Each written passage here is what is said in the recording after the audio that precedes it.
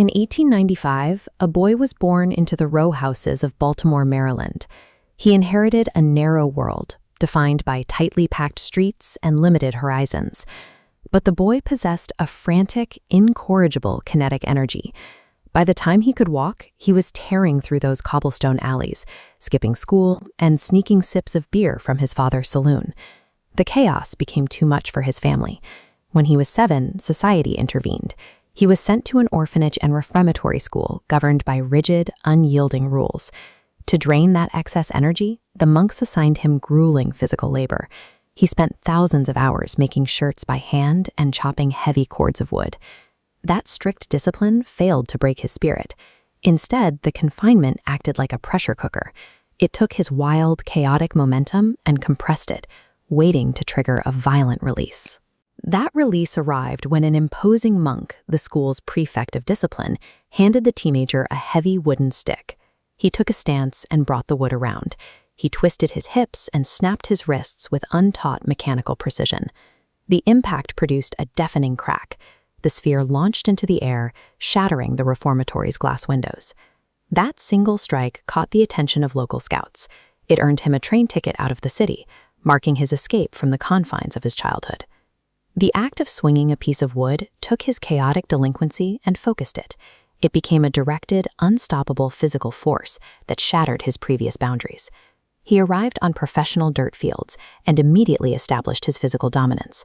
Standing on the pitcher's mound, he routinely overpowered opposing hitters, simply by hurling the ball with unmatched velocity.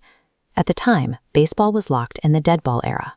It was a game of quiet strategy, careful bunts, and contained plays that mirrored the strict social expectations of the early 20th century. He rejected that slow system. Pitching every 4th day wasn't enough.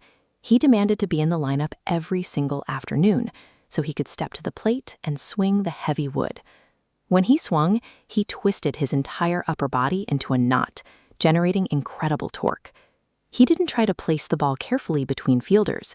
He aimed to launch it entirely out of the park.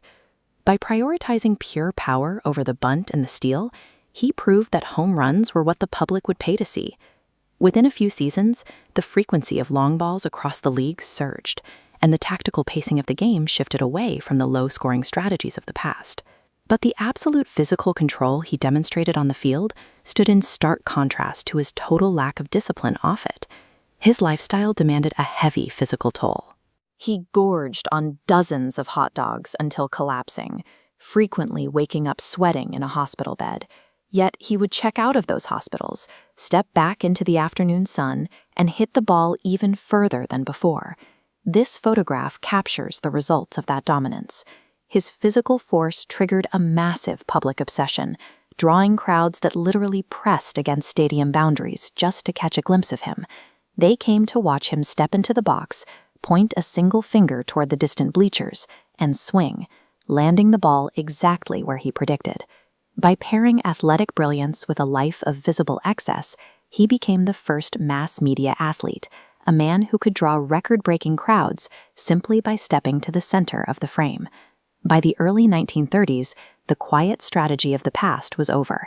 Every player on the field was now actively trying to mimic his violent upward swing. At the same time, his own body began to fail. Years of high living took their toll. He panted heavily as he jogged the bases. His knees failed, and his unmatched physical momentum slowly faded. Knowing his playing days were ending, he wanted a different kind of control. He wanted to take off the uniform, put on a manager's suit, and lead the next generation of players. The team owners refused. Pointing to his lifelong lack of discipline, they locked him out of the leadership room for good. It was a tragic irony. The same uncontainable nature that made him a god on the field made him too high a risk for the boardroom. On June 13, 1948, a gaunt man walked back out into the roaring stadium he had helped build.